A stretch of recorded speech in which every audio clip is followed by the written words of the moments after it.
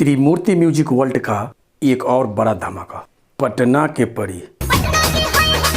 इस गाने में राज भाई का जंगली लुक देखने लायक है। ये वही राज भाई है जिनकी वजह से ये दोनों गाना सुपरहिट हुआ था। तू हंस के बोललू ये जान,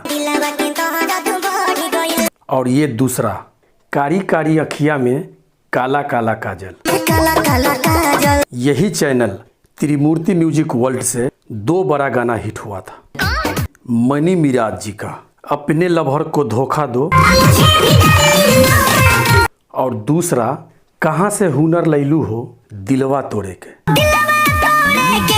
ये दोनों गाना त्रिमूर्ति म्यूजिक वर्ल्ड पे सुपर हिट हो गया। अब इसी चैनल पे ये वाला गाना आया है पटना के परी।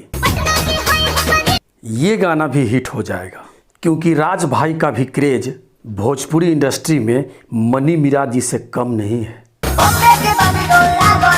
भोजपुरी को देखने सुनने वाले लोग इनके गाने आने का बेसब्री से इंतजार करते थे कि कब आएगा गाना राज भाई का। ये बात और है कि इस गाने में अगर खुशी राज होती तो इन सभी गानों का रिकॉर्ड तोड़ देता।